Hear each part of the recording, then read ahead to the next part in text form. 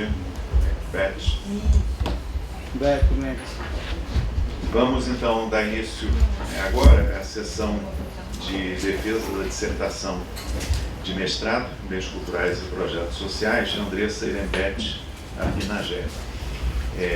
Eu sou Celso Castro, sou o orientador da Irembete e orientador professor Daí Giraldin, que está aqui também presente, e teremos como arguidoras Beatriz Klimek, que é doutora pelo Instituto de Medicina Social da UERJ, e Silvia Monerá, professora aqui do nosso programa, doutora em Antropologia Social.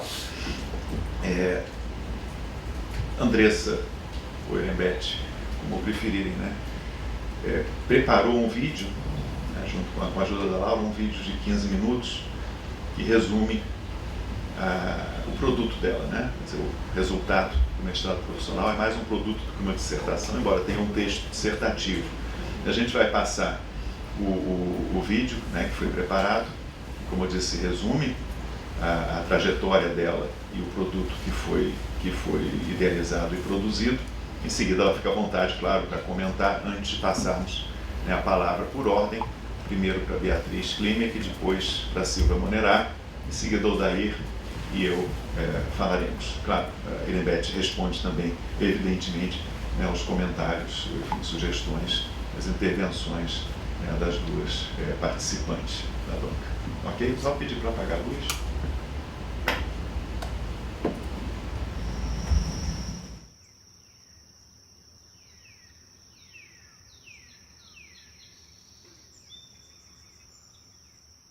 Camé, Bedi, me chamo Andressa Irembete Arpinagé, sou mulher indígena do território Arpinagé. Vou falar um pouco sobre o tema da minha pesquisa, vou falar um pouco sobre o Amiangri, que é sobre o resguardo da mulher indígena Arpinagé, não só da mulher, mas do homem também, porque os dois, o casal tem o Amiangri. Então, para chamar a atenção desse público, que são os jovens, são as crianças e os adolescentes, então teve que mudar a questão do meu produto. Ao invés de ser um material escrito, passou a ser um material de vídeo, um vídeo, seria vídeo curto, onde vai estar falando do Amiangri, que no caso seria as pessoas que eu fui pesquisá-las, que são os nossos anciãos. Porque aí entra as mulheres e também entram os homens, porque cada um deles, eles vão falar do Amiangri, de cada um deles, que é o Amiangri seria o resguardo. Hoje eu tenho 33 anos, E eu engravidei, eu tinha 14 anos. Só que dos meus 14 para cá, eu percebi que teve mudanças assim muito rápidas. Teve mudanças assim que eu acho que não era para ser assim. É como eu expliquei, ainda naquele meu tempo, quando eu engravidei, não tinha isso ainda, de tanto aborto, por exemplo. Era muito raro ainda. Só que de um tempo para cá isso chamou minha atenção. E aí então surgiu essa minha vontade de querer entender e de querer ouvir os anciãos em relação a isso. Porque eu queria entender e eu queria saber se realmente o que estava me preocupando e o que os meus pensamentos em relação a isso, até porque pela que a minha avó me ensinou, se fazia sentido. Eu queria entender e eu ainda quero entender. Aos poucos eu estou tendo essa compreensão. Como eu falei, eu já estou tendo essa conclusão, que realmente, de fato, o Amiangri, eu acredito que é um dos saberes mais importantes para nosso povo, para nós mulheres, principalmente. Porque a gente está gerando uma vida. Quando eu me deparei com os arquivos, eu me emocionei muito, porque eu estava me deparando com grandes riquezas ali do nosso povo. Eram tempos que era o tempo da minha bisavó, do meu bisavô, era o tempo que eles eram jovens, era um tempo da minha avó, né? Era tempo do meu avô também jovem. Então, quando eu tive esse primeiro contato com o arquivo, eu olhei e falei assim, a nossa história está aqui. E quando eu me deparei com a foto da minha bisavó, para mim foi uma emoção muito grande, porque me trouxe lembranças. Eu não esperava ver. Aí quando eu chego e vejo a foto da minha avó, da minha bisavó, que é a Mdinhoquá, quando eu vi assim, me veio muitas lembranças, né? Eu me emocionei muito, porque quando eu olhei para ela, eu senti uma emoção porque fica a saudade, né? Mas me deu um aperto assim, no meu coração, porque ela era, digamos, um arquivo vivo que nós tínhamos em casa. Naquele momento, quando eu vi também, eu era professora, e eu vi ali digamos assim, eu vi uma esperança para nós. Eu vi que nem tudo estava perdido para nós, ali era um meio da gente pesquisar, da gente correr atrás, da gente conhecer aquele tempo, o que era aquele tempo, igual rituais que tinham. Quando eu me deparei com os áudios do Grossinho, fala exatamente sobre Mianglian, né, que é o do resguardo. E tudo está envolvido, né? Quando eu escutei o áudio dele que fala sobre o Vai Negar Pran, que é Tintum, né, que é Deus, fala dos animais, ele traz suas explicações. E o Cocoi. Cocoi, esse é danado. É danado. Guariba é a mesma coisa. Guariba é a mesma coisa. Não mistura com outras caças, não? Não. Guariba é vagaroso, velho, mas também quando faz mal numa pessoa. Ele só come ele. É que não tem jeito.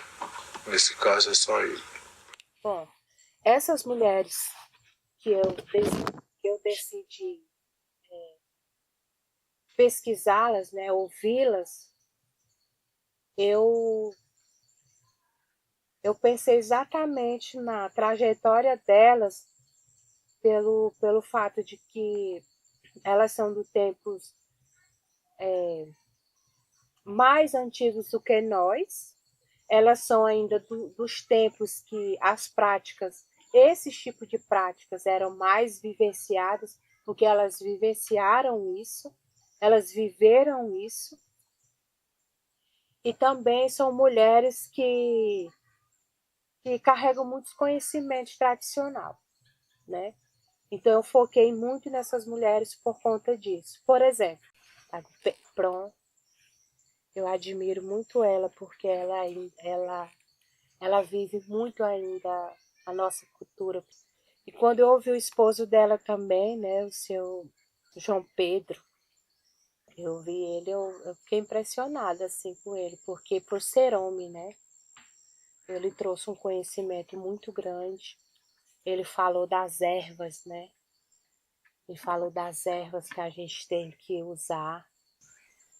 Eu achei interessante também. E uma fala dele que eu achei mais interessante ainda, porque ele disse assim, que bom que você está fazendo isso, falando exatamente sobre isso.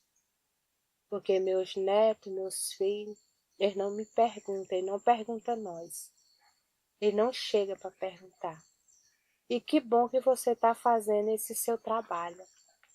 Porque esse seu trabalho está falando exatamente o que está acontecendo hoje.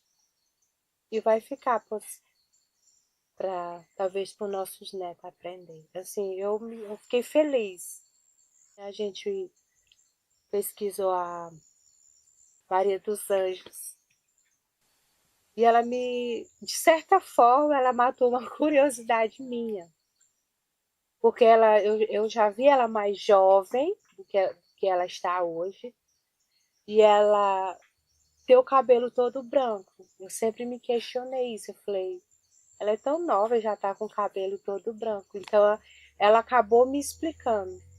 Isso está relacionado à minha angri. Porque ela comeu potcog, depois comeu angroré. O potcog é o bicho preguiça e o angroré é o catitu. Se você for analisar a pelagem dele, né? Ela tem duas cores, né? Um preto com branco. Então ela disse que teimou e comeu. Então ela disse que comeu muito recente, achando que já poderia. E ela teimou e disse que comeu. E aí ela disse que foi embranquecendo, igual o estado que está hoje. Que hoje até eu ouvindo ela falando aquilo ali, eu fui entender, né? Porque assim, até a idade que ela está hoje, não era para ela estar daquele jeito. Ujang digama oi puna mi aking aloy akuro ami klang kaonya pa ne brau udari ne koci ne monet kanggo dalu o iputa o champu di bulana ni kramalen ami klang kaonya pa gebe tuja pe. Isso, Cristina, um gotum. Eu fiquei muito, eu vou dizer, honrada de entrevistá-lo, porque ele é um dos que eu pesquisei o mais idoso de todos eles, né? É ele. E de saber que ele está bem lúcido. E ali o que eu achei interessante, que ali todos os netos e filhos dele estavam ao redor dele, né? E eu ouvi ele falando sobre a minha angri também, falando daquele tempo, como que era. Eu aprendi muitas outras coisas com ele também nesse momento. Minha mãe, que ela carrega muitos conhecimentos, porque ela aprendeu muito da mãe dela. Ela vivenciou muito esse tempo. Inclusive, ela vivenciou muito aquele tempo desses arquivos que hoje está no CPDOC. Até a Sigrampó, ela é uma da minhas não, ela carrega também muito desses conhecimentos, porque ela todos são desse tempo. Leptia de Poré, que é minha irmã também. Ela trouxe também o conhecimento dela. Ela tocou numa história também interessante, porque acho que ela foi a única que falou quando você tá com o seu bebê no colo, que o seu bebê chega, né? Você tá ali com o seu bebê e as pessoas chegam para colocar o nome. Teve um momento que ela até se emocionou, porque como eu estava com ela perguntando, fazendo as perguntas para ela se emocionou, porque ela é minha anã. E aí ela lembrou do nome da minha mãe biológica, que já é falecida, né? Então, quando ela traz esse momento que ela bota o nome, ela se emocionou, dizendo que, falando do nome Gafrim. Inclusive, é o nome da minha caçula, é Gafrim, por causa da minha mãe biológica. O nome, ela foi falando, foi se emocionando. Então, assim, foi um aprendizado, né? Kama babang apen ngani bekama baari dan bakla ewa iki beda ba kilak jaga babada do mano ya ben grede dai man budi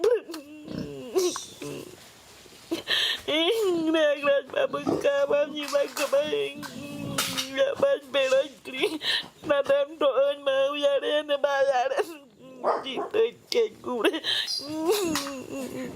Para concluir a minha fala sobre essas entrevistas, sobre essa minha pesquisa,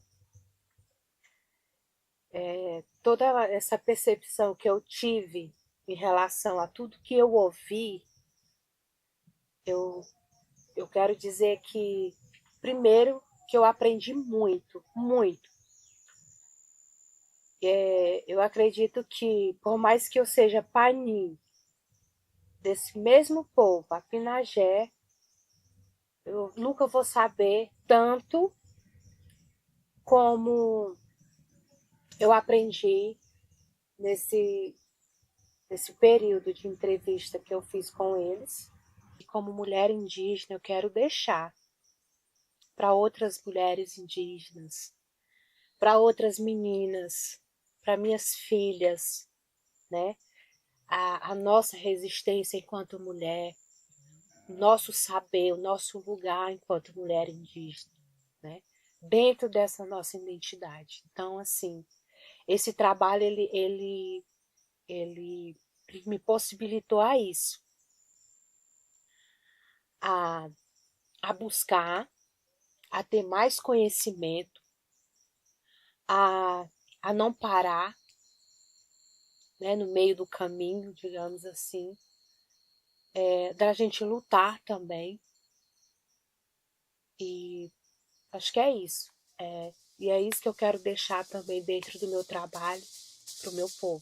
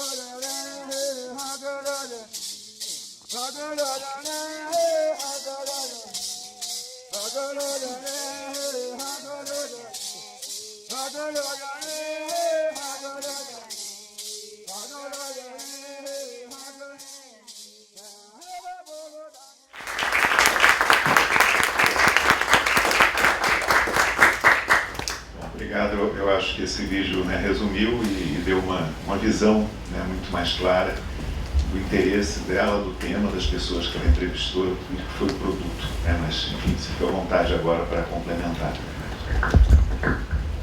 Boa tarde a todos e a todas. Agradecer a presença de todos, a quem também está me assistindo. Confesso que é bem emocionante, tá? Desculpa. É bastante emocionante estar vendo tudo isso.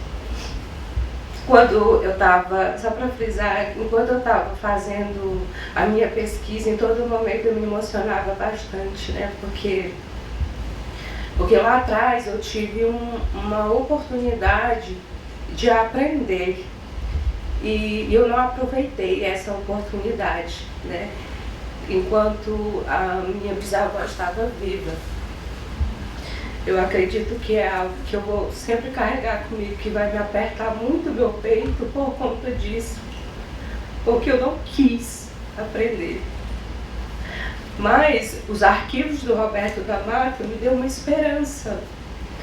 A esperança de eu poder começar e ser uma pesquisadora, né? Eu acho essa palavra muito forte, porque a partir do momento quando você é indígena, você pesquisa sobre o seu próprio povo mesmo, você acha assim, é muito fácil, porque ela entende, porque é do seu povo. Não. Para mim foi muito honroso entrevistar esses anciãos, porque nós temos poucos ainda no nosso território. Então, para mim, foi um motivo de muita honra poder ouvi-los, escutar. E todos eles, nas suas falas, quando eles falavam, eles citavam o nome da minha bisavó. Então foi um trabalho bastante especial para mim, por esse motivo, né, de poder resgatar aquilo que já está se perdendo, infelizmente, dentro do nosso território. Mas acredito que enquanto a gente puder trazer de volta, enquanto Paninha, Pinagé, enquanto pesquisadora, né, a gente vai estar fortificando ainda mais esses nossos valores. Como vocês viram, é sobre a Miangli, né, o nosso resguardo, a Pinagé. Quero dizer para vocês também, dentro desse trabalho, quando eu estava escrevendo também, por um momento eu pensei, poxa, que interessante essas falas, que pena que eu não vou poder vivenciá-las, né, na prática. E aí, eu pensando isso, aí quando foi semanas antes de eu vir, eu descobri que eu estou tuiarô, estou grávida. O destino está me dando a oportunidade de vivenciar esses nossos saberes e eu poder, de fato, fazer o Amiangli que eu não tive a oportunidade de fazer corretamente, né? Eu fiz parte dele. Mas eu acho que é isso, não quero me estender mais, mas eu acredito que todos entenderam o objetivo do meu trabalho, da minha pesquisa. Né, só tenho que agradecer ao meu orientador, Celso Pemniori, ao Odaí Vaime, que é meu orientador, e todos que tiveram nessa trajetória junto comigo. E é isso. Obrigada.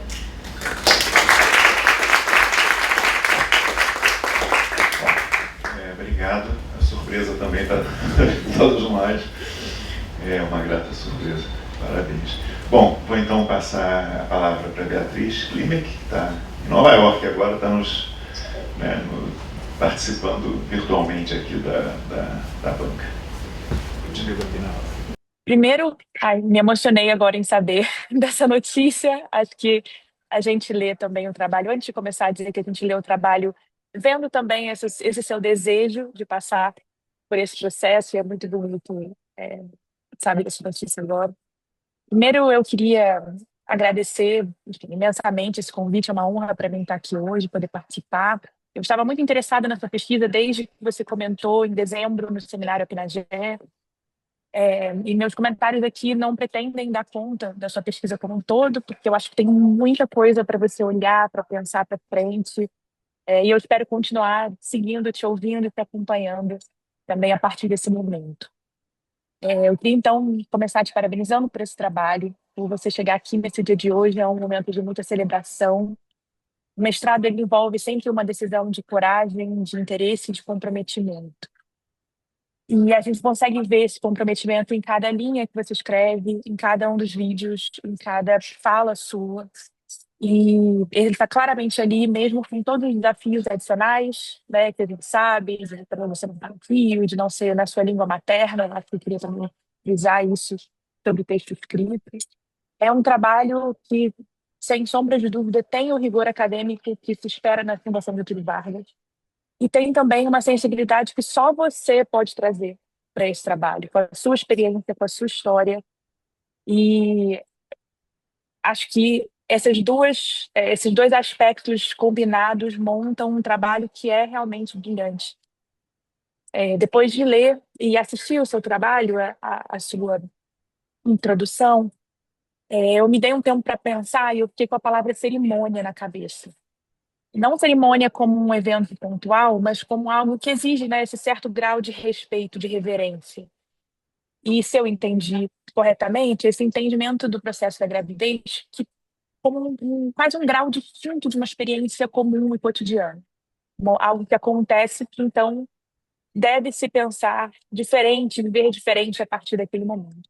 Tem uma autora que eu adoro, uma antropóloga chamada Emily Martin, e ela fala dessa metáfora do corpo humano como uma máquina e do corpo da mulher como uma fábrica, quase, né? E que a gravidez seria quase esse objetivo final de todo mês desse corpo, de como esse corpo todo funciona para esse momento.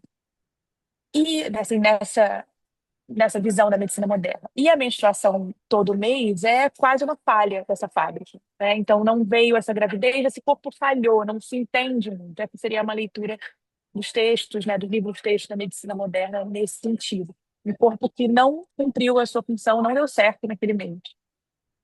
E com isso eu fiquei pensando muito nessa nossa lógica de exaltar essa mulher que trabalha até o último dia. Né? Assim, a quantidade de vezes que eu já ouvi fulana trabalhou de salto alto até Paris, como se isso fosse mérito. Né?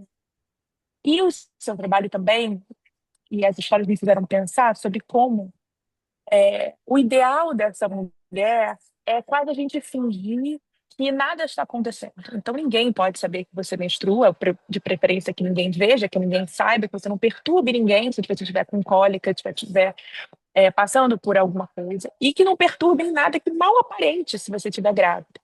Quase como se o objetivo fosse continuar funcionando normalmente.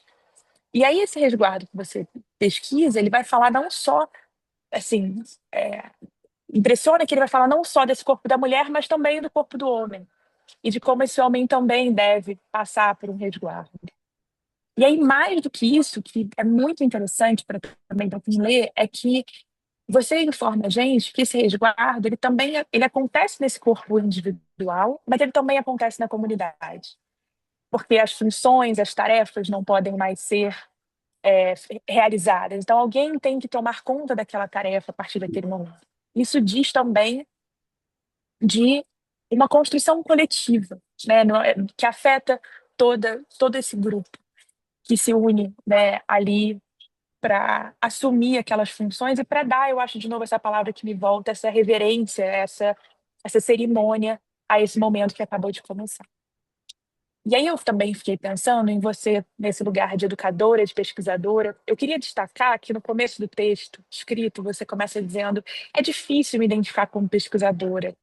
E aí, mais para o final do texto, eu te vejo usar essa palavra várias vezes. Então, assim, é muito legal ver também, conforme você escreve, nesse processo, você também vai tomando mais para si mesma esse termo. Sim, é pesquisadora. Sim, é uma pesquisa muito bem feita, incrível, e que te dá, sim, esse lugar que você pode falar com muita certeza, que você pode ocupá-lo, esse nome. Então, é muito legal ver já esse nome aparecendo muito mais vezes no final do trabalho. E eu fiquei de novo pensando em você nesse lugar, e eu queria te ouvir um pouco sobre como você pensa esse resguardo nos dias de hoje. Porque né, assim, de alguma forma, a moto que não deveria ser usada ainda vai estar ali.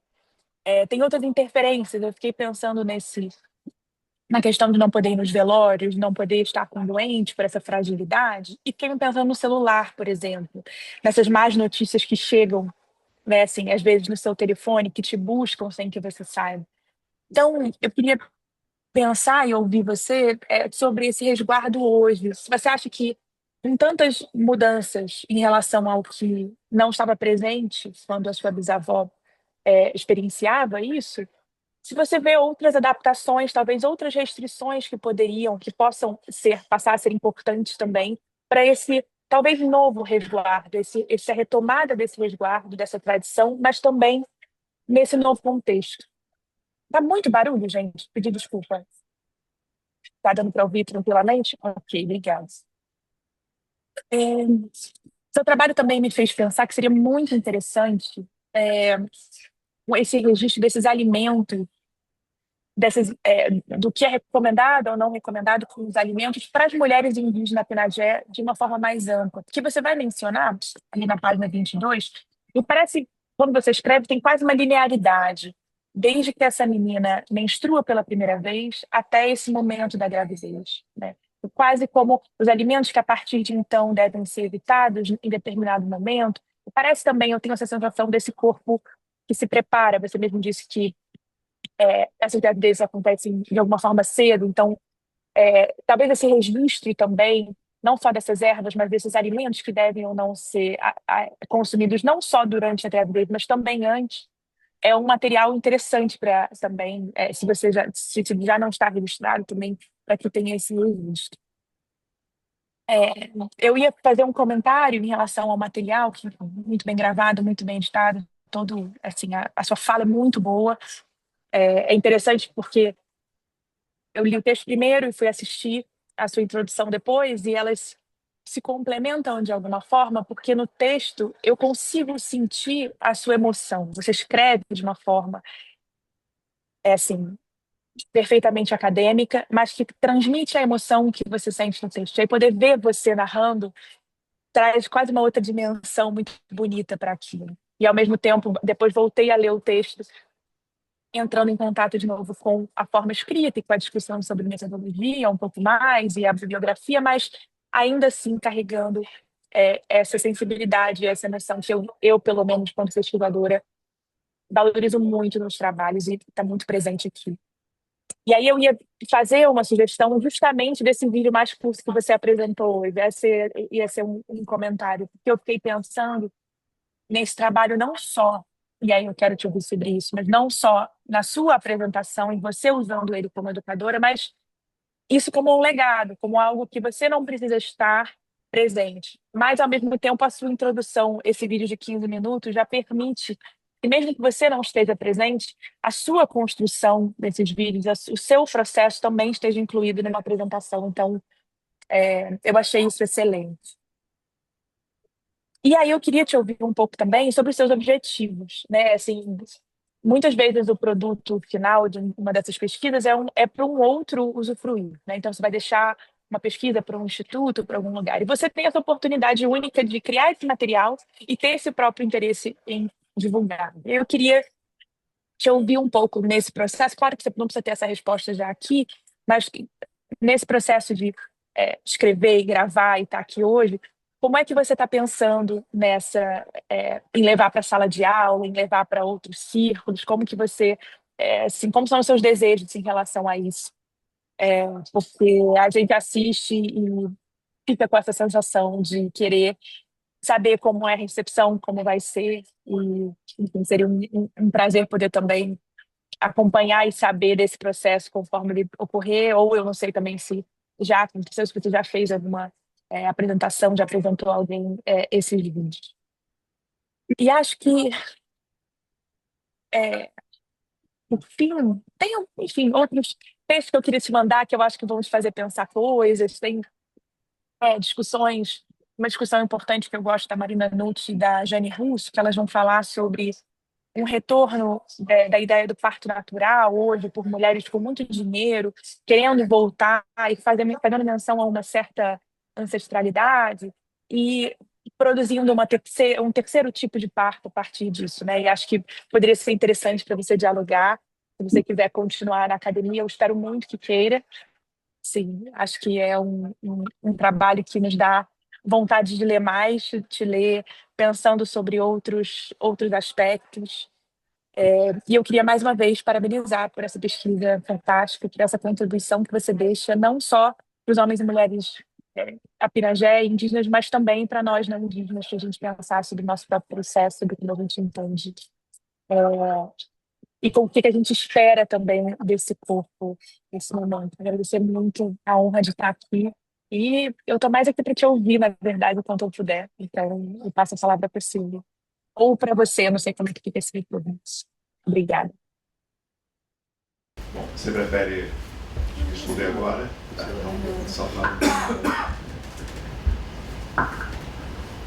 Quero agradecer pela sua contribuição. Na verdade, o resguardo, ele se inicia desde quando a menina já começa o seu processo de menstruação, né?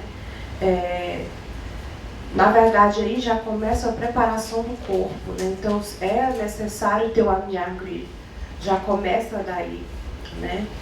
E é como você percebeu no trabalho, é uma questão coletiva mesmo, não é um processo individual. Porque a partir do momento quando a moça começa já na amniangri, desde esse processo da menstruação, todos se envolvem, né? As nãs se envolvem, a mãe se envolve, né? E aí, se tiver familiares, mais mulheres, né? Como irmãs, por exemplo, elas também todas se envolvem. Principalmente, quem primeiro vem a mãe, mas nesse sentido, as nãs, né? São uma das pessoas fundamentais que está no processo em volta dela, né? E aí vem o Amiangri, começa daí, e aí já tem a preparação do corpo dela, e aí já vem o momento quando ela já está preparada para se casar, né? E ela casa, e aí vem o momento, né, da gravidez, porque no processo de gravidez também, no período da gestação, se começa o Amiangri também, não só pós, né? Porque aí vai entrar a alimentação, vai entrar a questão do que ela pode e não pode fazer, né? Porque ela está gerando, então ela precisa ter um certo cuidado desde o início. E aí vem o nascimento do bebê. Aí, já no nascimento, aí já entra o homem para ter um resguardo junto com a mulher, né? E aí, os dois têm que fazer, porque vai refletir muito na criança, né? Para se ter uma criança saudável, para ter uma criança que não vai gerar nenhum problema no futuro, é necessário passar por todo esse processo. Você me pergunta como eu penso em relação ao resguardo nos tempos de hoje, né? Foi em relação a isso que me fez estudar sobre. Porque no meu tempo, quando eu tive meus 14 anos que eu engravidei, que minha bisavó ainda estava viva, ela me deu orientações, né? E aí, só que a gente é jovem. Quando a gente é jovem, a gente não leva nada muito a sério, né? Então, a partir do momento que ela me deu essas orientações, muitas coisas não me faziam sentido. Porque eu dizia que era mais alguma coisa que os velhos querem que a gente faça para seguir. Então, eu passei isso na pele. Então, ao passar dos tempos, porque lá no nosso povo, a menina, a partir dos 12, 13 anos, ela já está pronta para casar, né? E aí, eu vendo essas situações, eu me perguntava, se a gente fizesse o Amiangri como deveria ser, será que evitaria muitos problemas futuros? Como, por exemplo, o que eu observei. Tinha muito aborto espontâneo. E ainda ocorre demais. É uma coisa que não existia. Até mesmo no tempo quando eu tinha meus 14 anos, né? Que não é muito tempo, né? Mas, assim, já é um tempo mais atual, digamos assim. E aí não tinha o aborto, as pessoas lá atrás já seguiam mesmo o Amiangri como que tinha que ser. Então, eu vi que os jovens hoje estavam muito dispersos, principalmente as meninas, né?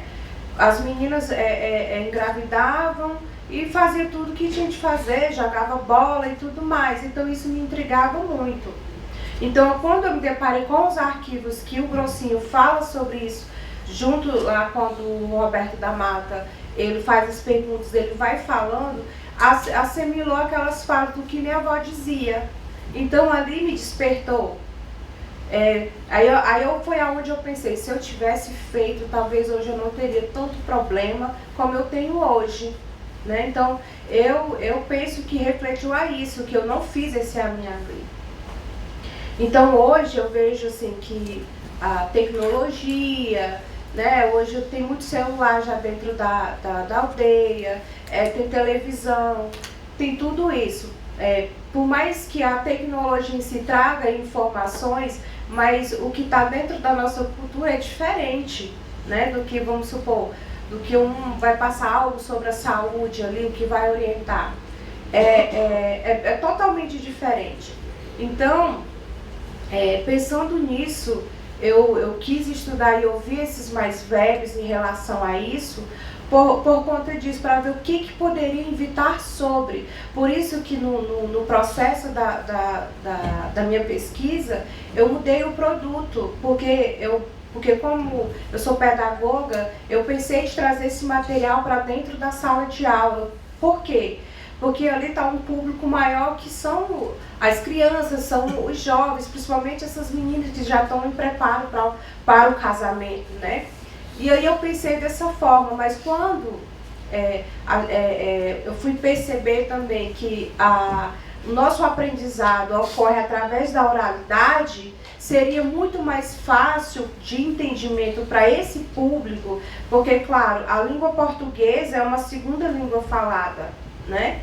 A gente não é obrigado a aprender a língua portuguesa, mas às vezes a necessidade para se compreender e ter um momento como a gente está tendo agora, a gente vê essa necessidade de acompanhar os CUPEM, né? Para a gente ter esse retorno. Então, assim, foi nessa linha, foi nesse pensamento. Eu não sei se eu respondi todas as perguntas.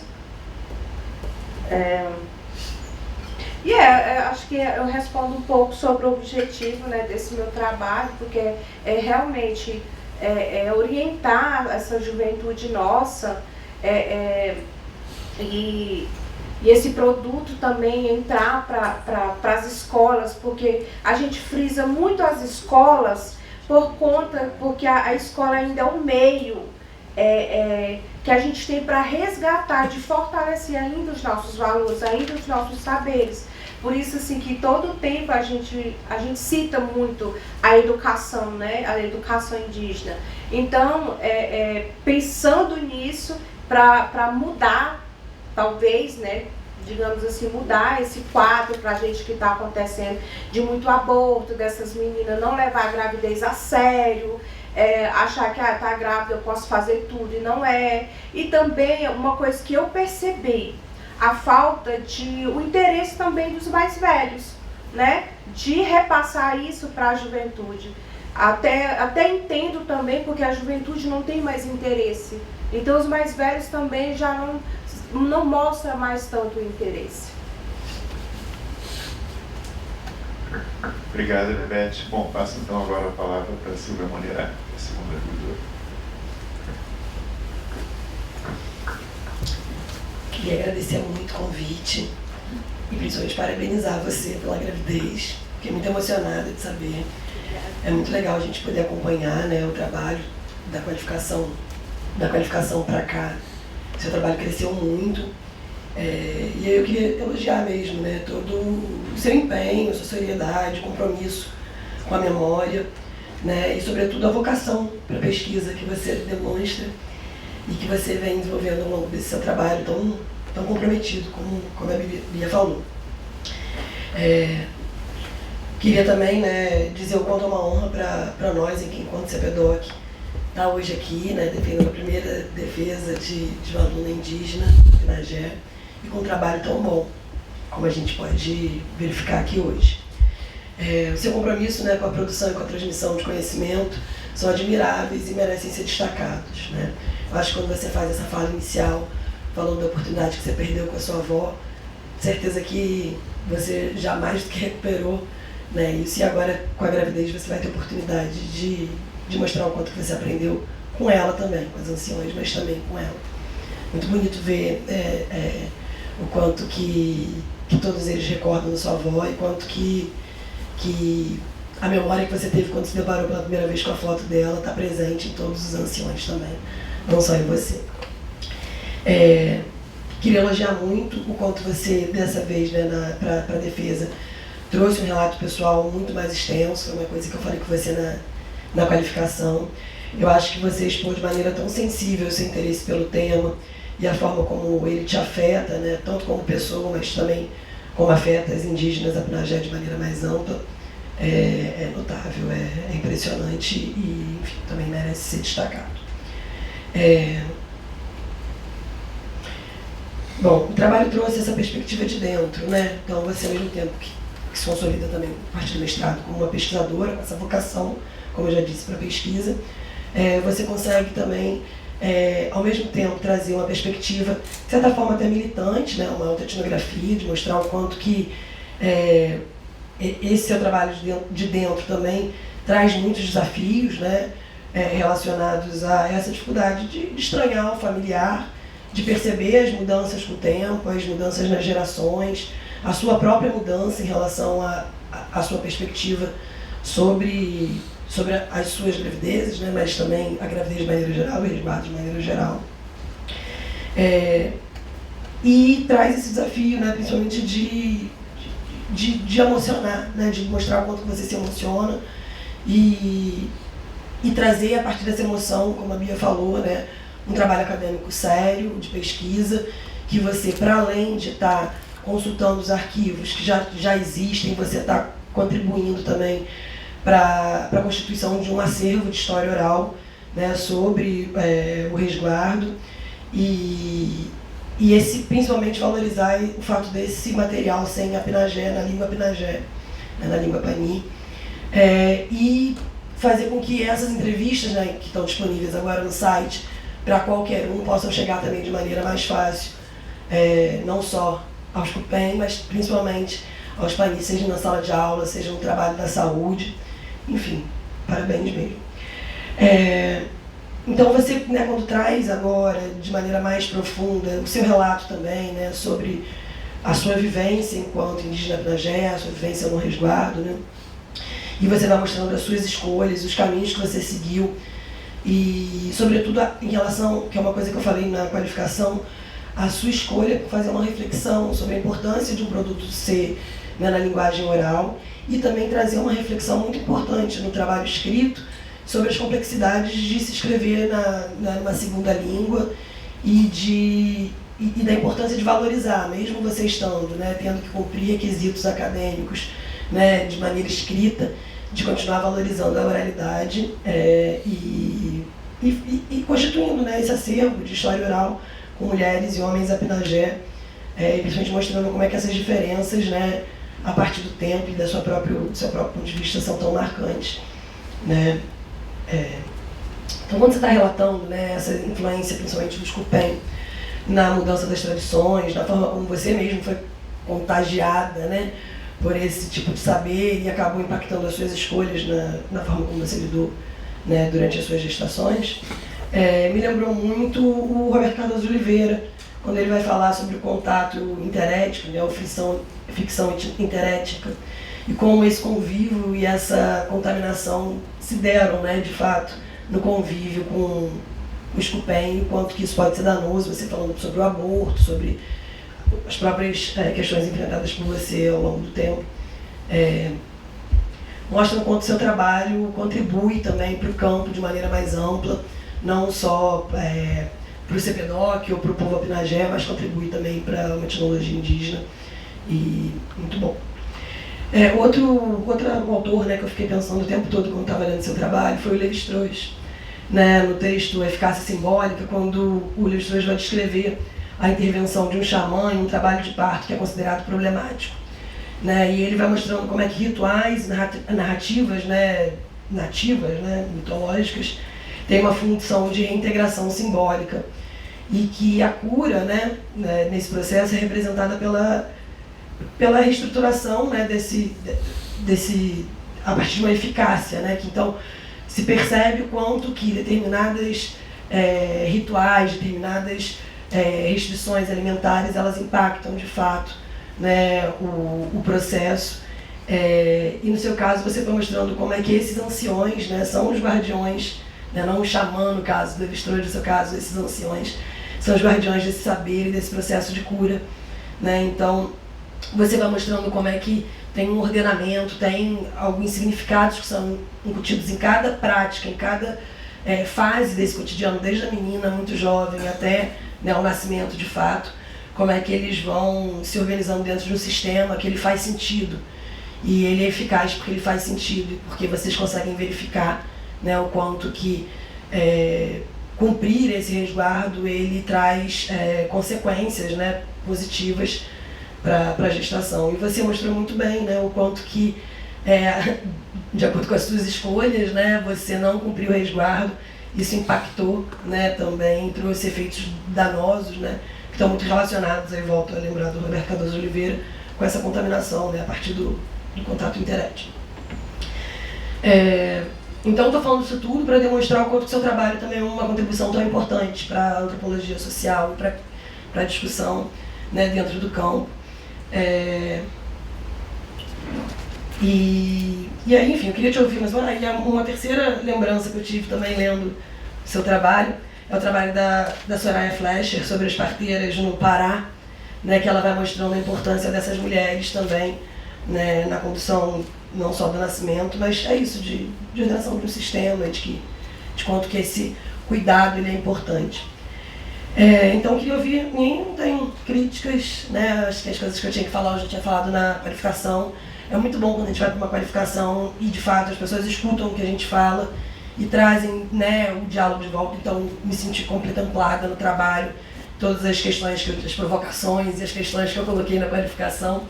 Mas eu fiquei curiosa sobre outras coisas e eu vou te perguntar, você fica à vontade para responder o que você achar que é necessário, né? Na página 10, você começa falando do seu desconhecimento sobre, né, sobre o parto, sobre os segredos do parto, que as crianças não poderiam participar.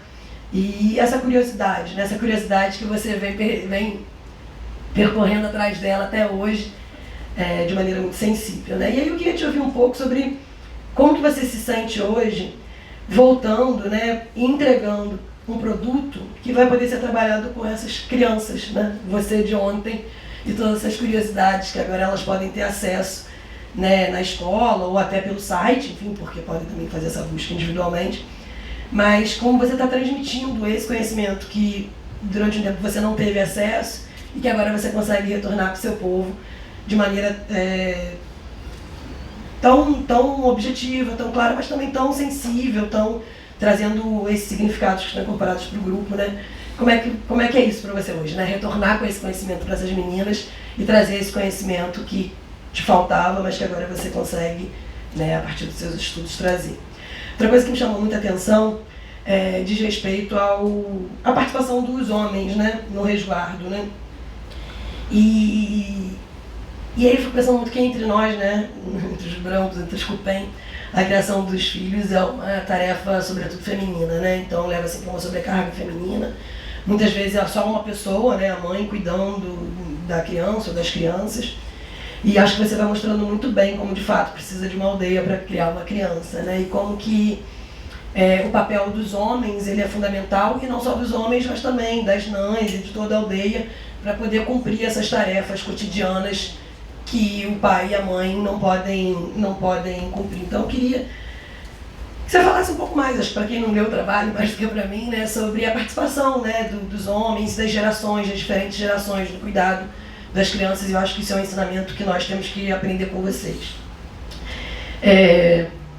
Fiquei pensando também muito na antropologia das emoções, como você disse, todo mundo se emocionou aqui, e como a Bia falou, a sua escrita realmente ela é carregada, né, de subjetividades, de sentimentos, de uma maneira muito elogiosa, que eu estou falando isso, adoro os trabalhos escritos em primeira pessoa e que realmente conseguem conectar o leitor, né, ao que está sendo vivido, então a gente consegue entender as suas escolhas e o caminho que você fez, né? Queria te parabenizar por isso. E aí queria ouvir também um pouquinho mais sobre esses sentimentos, ainda mais agora, sabendo que você vai ver esse resguardo, se você pudesse falar um pouco mais de como é que você se conecta, né, a partir dessa nova fase que você vai viver. E última curiosidade de respeito à entrevista do Grossinho, e uma coisa que me tocou muito foi quando eu, né, vi, né, nas entrevistas, você passou aqui um trechinho também, das pessoas escutando a entrevista do Grossinho, e eu fiquei pensando nessas diferenças intergeracionais, né, que você mostra muito a partir da sua vivência, do seu ponto de vista, mas eu fiquei pensando se também não apareceu isso em relação às anciãs e os anciões quando escutam o Grossinho, se já teve transformações também geracionais, né, do Grossinho para os anciões que você escutou. É isso, você está de parabéns. Muito obrigada por me convidar para participar desse momento. Bebete, então, você pode agora comentar e responder assim. Obrigada pelas contribuições. Esse trabalho, para mim, como eu falei, eu tive uma frustração muito grande lá no passado. Então, eu acredito que esse trabalho hoje é uma forma de eu poder me reparar, digamos assim, com a minha avó. Porque esse processo é um dos processos mais importantes que temos, né, principalmente quanto nós mulheres, né? Então, fazer esse trabalho, ter essa oportunidade de fazer tudo isso, trazer tudo isso e dizer que hoje ele está pronto para levar para o meu povo de novo, e principalmente para a juventude ver e dizer e pensar que nem eu pensei quando eu me deparei com todos aqueles arquivos, de dizer assim, nada está perdido, né? Nem tudo está perdido, ainda tem uma esperança, porque assim como no nosso povo, no nosso território, há outros territórios também que muitas coisas já se perderam. Então a gente ainda tem muitas riquezas ainda, que ainda estão guardadas, e talvez aquelas que já foram esquecidas, mas que a gente tem essa oportunidade de trazer de volta para o presente agora, porque a gente sabe que os tempos eles estão mudando, né? Eles estão todos mudando. Então, cada tempo que muda, uma coisa está sendo deixada para trás. Então, trazer esse trabalho, ouvir os mais velhos e trazer como até de uma forma escrita, uma forma registrada, acredito que vai ser algo que vai ficar para uma geração nova, né? Uma geração nova está tendo esse contato, ver as nossas riquezas, de fato, né? Ver que nós temos histórias, nós temos vivências que lá no tempo dos nossos ancestrais, mas que de lá para cá ela vem evoluindo, talvez de formas diferentes, mas o importante de não deixar morrer, eu acredito que é um dos processos importantes. Eu não sei qual foi a outra coisa que você... do grossinho. O grossinho, quando eu trouxe o áudio, porque eu não tive a oportunidade de levar para todos, porque como ele só pega na internet, e não é todo lugar que tem internet, então eu não pensei de passar por um pendrive e levar, mas no momento que eu apresentei o áudio para as mulheres, principalmente aquelas 3, onde elas estavam naquele momento que elas choraram, quando elas ouviam ele, elas concordavam, não, é exatamente isso que eu estou falando, é exatamente isso que nós estamos falando. Aí elas falavam assim, tá vendo, ó, desde aquele tempo a gente vem vivenciando esses momentos, e hoje os jovens já não querem mais. Uma coisa que me chamou a atenção na fala de todos eles foi exatamente isso, que os jovens não querem mais ouvir, os jovens não querem mais perguntar, e principalmente aqueles que são parentes próximos de dentro da casa, por exemplo.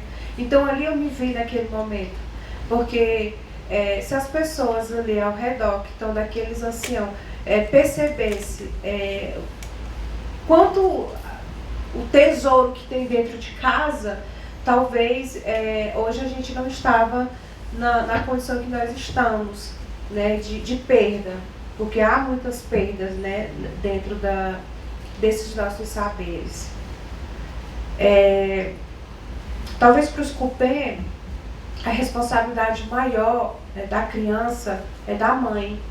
E no nosso povo, a criança ela tem uma simbologia muito forte, porque a criança é um ser que é bem protegido por todos, né? Além do pai e da mãe, o que mais vai cair em cima são as nãs, né? As nãs sempre, quando acontece algo com essas crianças, que acontece talvez algo que desagrade, muitas vezes você não vai ser cobrado como mãe ou como pai, mas sim você quer você quer, no português eu posso falar as tias, né?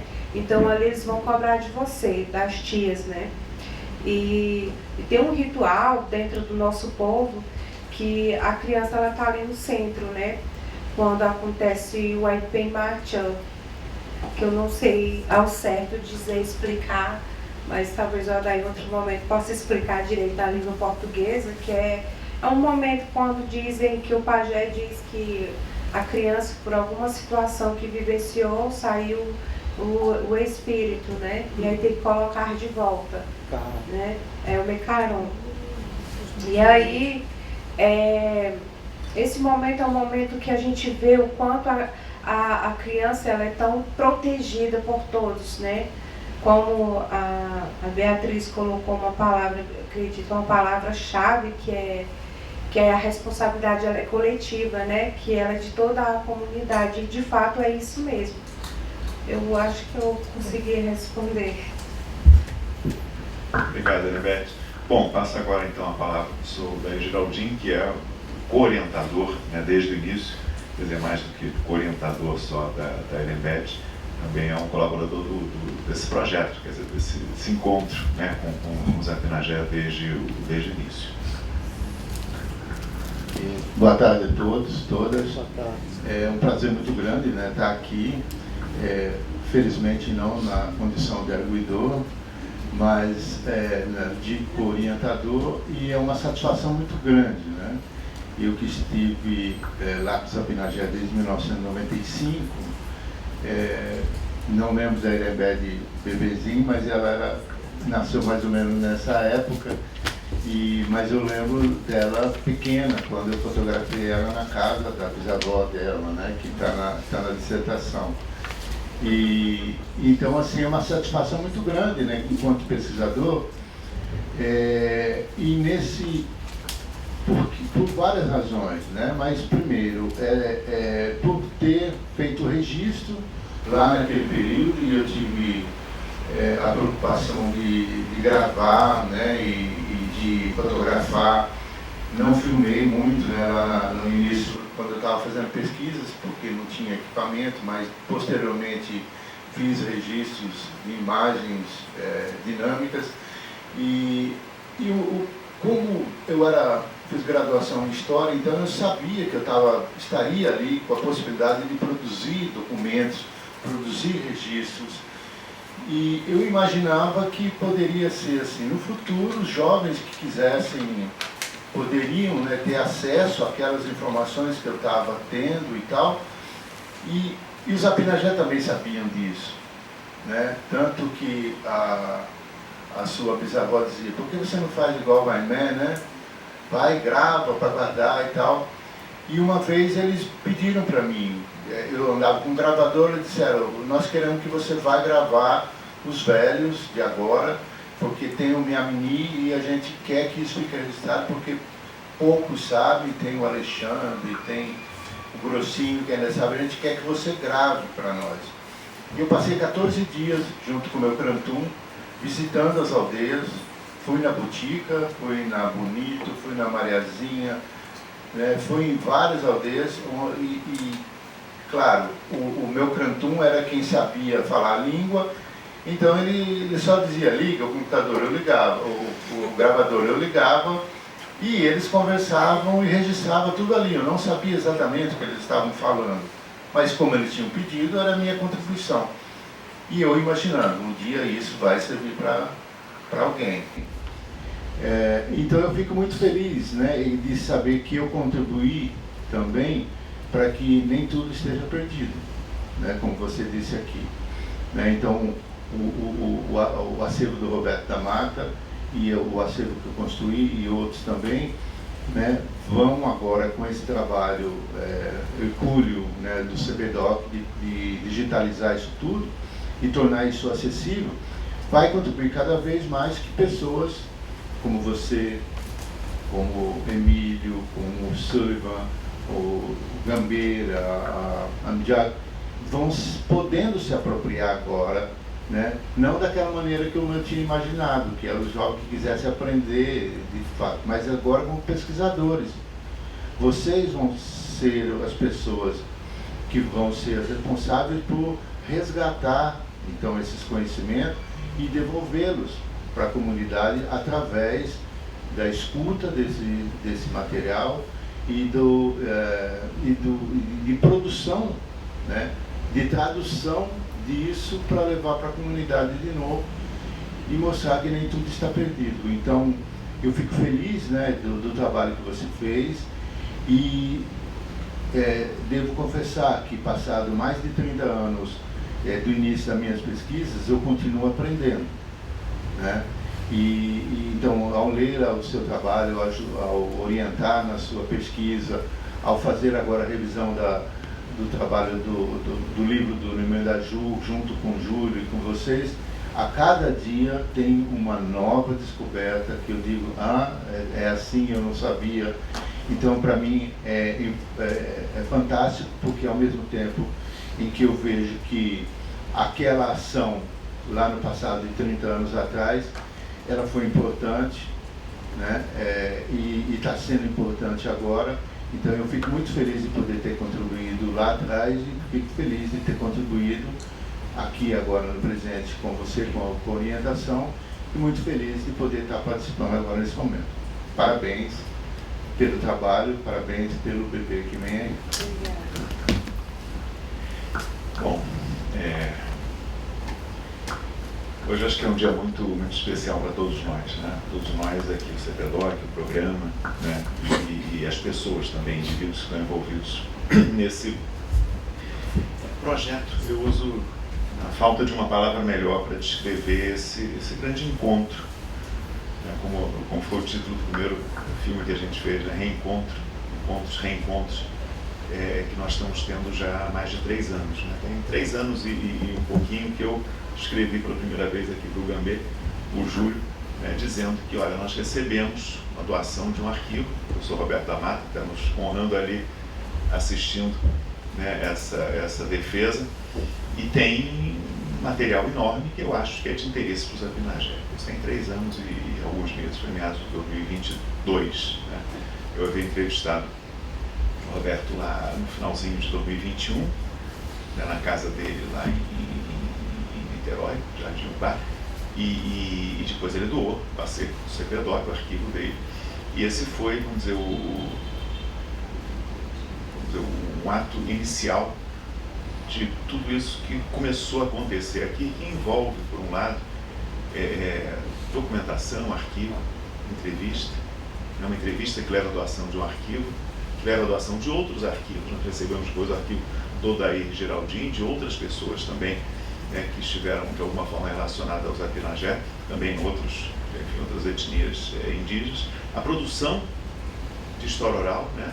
O Embete fez várias entrevistas com essas pessoas sobre esse saber que está disponível. Quer dizer, não se trata aqui de memória no sentido de algo do passado, olha como é que era isto no passado, mas algo que é extremamente vivo no presente, né? No qual eles são agentes dessa transformação, né? Esse reencontro com o passado, não é uma memória de algo que se acabou, mas algo que está sendo também construído, reconstruído, que aponta para o futuro deles enquanto povo indígena. Quer dizer, o fato de nós estarmos vivendo isso tudo conjuntamente, né? E conjuntamente eu faço questão sempre de enfatizar a natureza colaborativa desse trabalho. Acho que muito menos aquilo que um saber que nós temos instituído e que os alunos aprendem e que nós passamos em sala de aula para eles.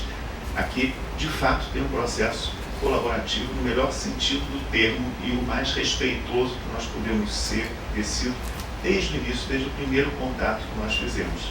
Nós não estamos devolvendo alguma coisa, dando para vocês, porque nós sabemos, temos, mas de deixá-los pensar, falar e produzir por si sós. Evidentemente, nessa interação no qual nós procuramos dar o de melhor que nós tínhamos, tanto em termos de conhecimento, mas também ficou evidente aqui em termos de emoção. Né? Vou usar essa palavra, o professor Roberto da Mata ali assistindo, né? Tem um texto clássico sobre o ofício de etnólogo como Comitê Antropológico Blues. Né? A gente está falando isso, esse visitante inesperado, né, da situação de campo, mas também um visitante inesperado no nosso fazer diário, né, com documentação, com ensino, com pesquisa, né, e como que nesse período de 3 anos, pouquinho mais de 3 anos, tanta coisa aconteceu, sem dúvida para os Apinagé, mas para nós também, em vários sentidos, né? Quer dizer, nos transformamos também em parentes, em professores, em amigos, em pessoas que também aprenderam muito a partir, né, dessa interação, dessa amizade, desse respeito que nós construímos, continuaremos construindo, né? Temos mais vários alunos que vão fazer parte disso. Então, realmente, um momento acho que muito, muito importante para todos nós. Né? Eu só tenho aqui, enfim, agradecer, né, a Irembete da confiança também desde o início, não só dela, mas esse é um trabalho coletivo também, né? Então, fazem parte disso, né, vários outros indivíduos, várias pessoas, né, o povo apinagé em geral, né, Tepicrã, Batian, todos também fazem parte dessa história, não só por serem anciãos também, por serem seus pais, avós, mas por terem também confiado em nós e confiado, acima de tudo, que de fato nós queríamos um trabalho colaborativo, respeitoso, e acho que isso que está acontecendo e hoje, quer dizer, é histórico porque é o primeiro de vários, né, que nós teremos, e ficamos muito satisfeitos com o resultado para nós, mas acima de tudo para o povo apinagé também. Bom, Beth, você fica à vontade se quiser comentar, senão a gente vai continuar o ritual, você também depois pode falar um pouco mais. Bom, então vamos seguir o ritual, depois ela vai poder falar, mas normalmente a gente pede que a plateia se retire para deliberar. Não faremos isso hoje, vamos inverter, como somos poucos aqui, né? Eu vou sair com a Silvia, o Daí e a Beatriz virtualmente, a gente vai fazer essa curta, espero, reunião de deliberação, já voltamos, vocês podem ficar aqui enquanto isso, ok?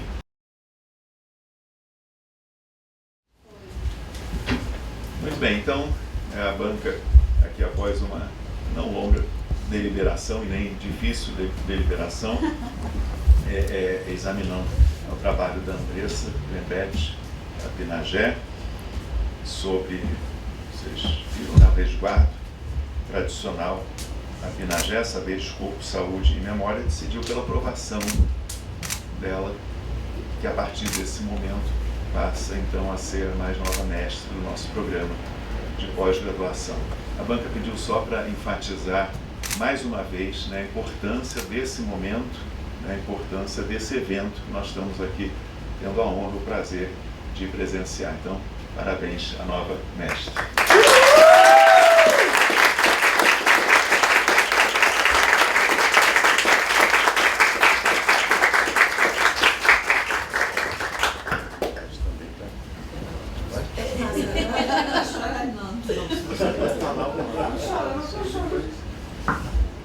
Em primeiro lugar, quero agradecer ao nosso Pintum, porque ele é dono de todas as coisas.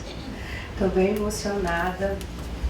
Ser a primeira mulher indígena apinagé, ser mestra pela FGV é um motivo de muita honra, muita conquista, porque nós indígenas sabemos o quanto é difícil, né?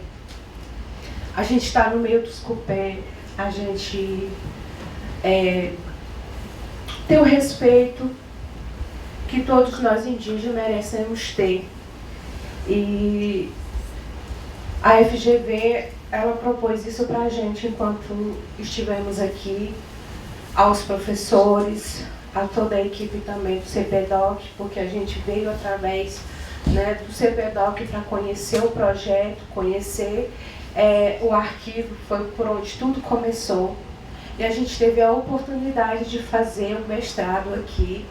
Foi um motivo de muita honra para a gente. Eu falo para a gente porque eu não estou mais sozinha aqui dentro. Como o Penhorim falou, aqui a aldeia Botafogo. E eu sinto que eu estou muito, muito feliz e grata por este momento. Às vezes, nesse processo, a gente pensa em desistir, como isso aconteceu comigo. Eu quis desistir, eu quis parar no meio da jornada, porque a gente encontra muitas dificuldades, muitas vezes a gente olha para um lado e para o outro, acha que a gente não é capaz, né? Às vezes as situações querem mostrar isso para a gente, mas a nossa força, a nossa garra enquanto Panim mostra o contrário, porque a gente vem de uma força muito grande, né? A gente tem a nossa ancestralidade muito forte dentro da gente, né? A gente também deve isso a eles, né? E quero dizer para a FGV em si, muitíssimo obrigada. Agradecer aos meus professores que fizeram parte desse processo junto comigo, por ter compartilhado comigo seus conhecimentos. Agradecer ao meu orientador por ter confiado, por ter acreditado em mim e que isso poderia dar certo. Ao meu co-orientador também, que teve muitos anos com a gente, estudou um pouco da nossa história, né? Tem suas contribuições também. Agradecer a todos, a Laura que esteve lá com a gente. Acho que se a Laura não tivesse ido, acho que eu tinha ficado no meio do caminho. Acho que ela foi um incentivo assim, que me deu aquele empurrão, né? Que ela, como ela entende das tecnologias, ela me ajudou bastante junto com o Gabriel. O Gabriel deu umas dicas também. E agradecer todo mundo, todos, dizer que eu estou muito feliz. Obrigada.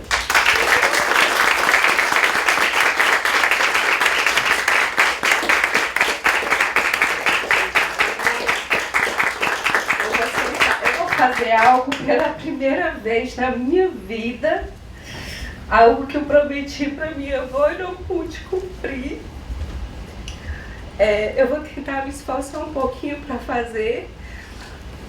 Confesso que eu vou pegar uma colinha, mas acredito que nos próximos eu ficarei craque, digamos assim. Eu vou ter que sentar.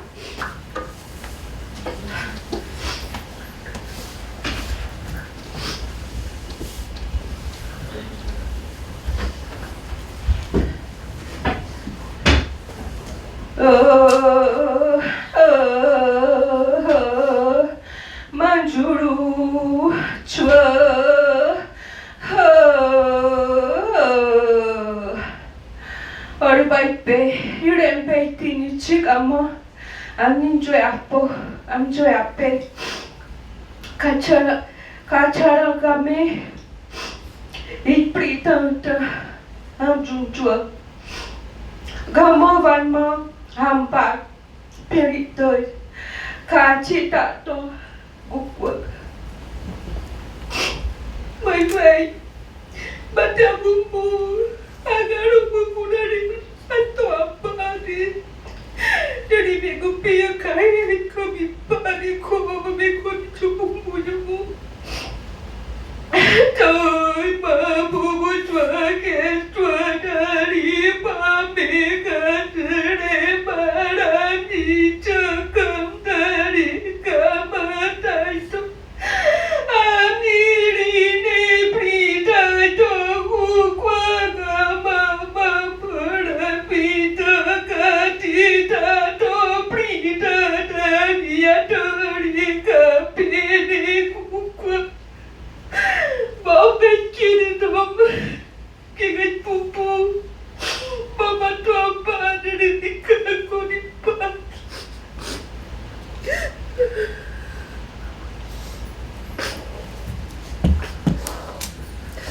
Boia frente.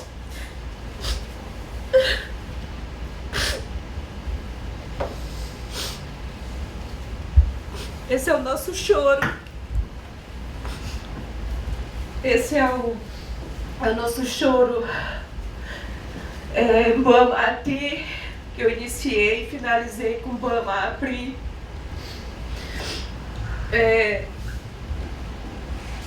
Hoje é a primeira vez que eu faço isso.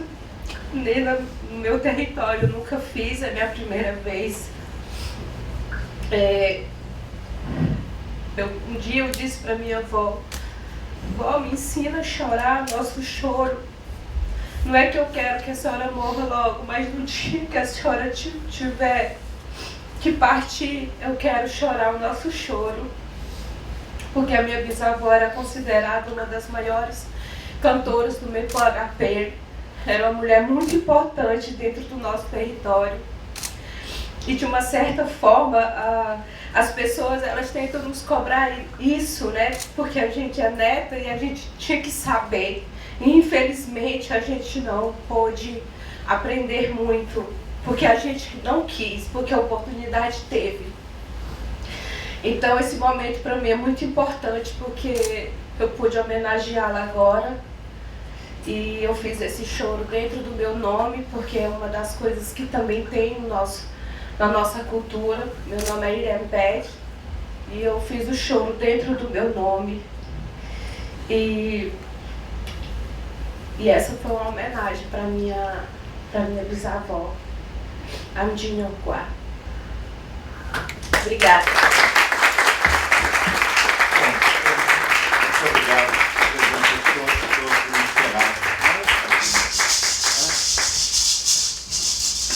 Tudo junto.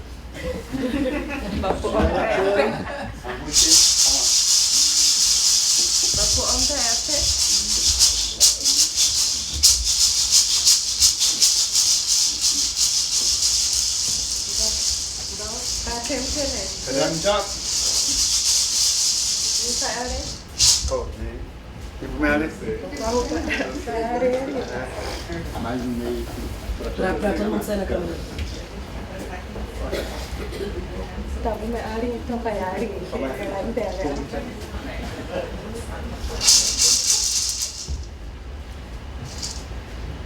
E aí, nós estamos na tela. Sim, sim.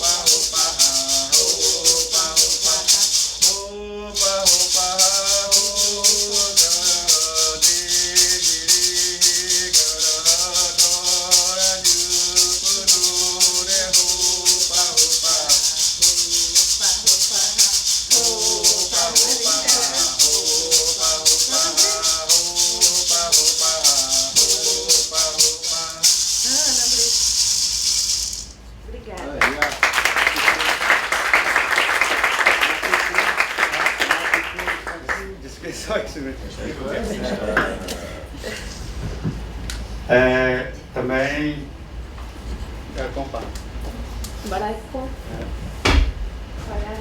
só falar um pouquinho a respeito deste momento muito importante que a gente está tendo a oportunidade de estar aqui. Desde o início eu tenho falado para o Celso, para o Odaí e para o Roberto da Mata que a gente só está aqui não pela gente, mas sim por todo o conhecimento ancestral do nosso povo Paninha Pinagé, representado pelo Grossinho, que é uma referência para nós na ciência social Pinagé, e que por isso que a gente está aqui. Então, um dos momentos de conhecimento que enfatiza aqui que a Irebet fez no choro. A gente fala choro porque a gente vê as lágrimas, só que não é só o choro, porque há um diálogo, há uma conversação dentro do discurso por meio do choro, porque não é simplesmente o choro, é todo um discurso que a gente faz por meio desse choro com o nosso ancestral, com nossos familiares que não estão aqui, como a Andressa Irebet enfatizou com a sua bisavó dela. Então há um diálogo, é uma espécie de médio conversação por meio do choro. E no Maracá, nas cantorias, da mesma forma, a gente tem essa fonte de informação que a gente está buscando hoje nas práticas sociais e mais do que isso, em forma de pesquisa. Por isso que esse patrimônio cultural imemorial e memória que estão nos acervos do Odaí Geraldinho, do Roberto da Mata e de outros que fizeram, e por mim e por nós, Paninha, que nós estamos buscando, isso contribuirá muito para a política ética social da organização social Paninha Pinagé. Então, só essa demonstração já diz tudo. Beth, e muito obrigado, e a todos que nos acompanham. Beth?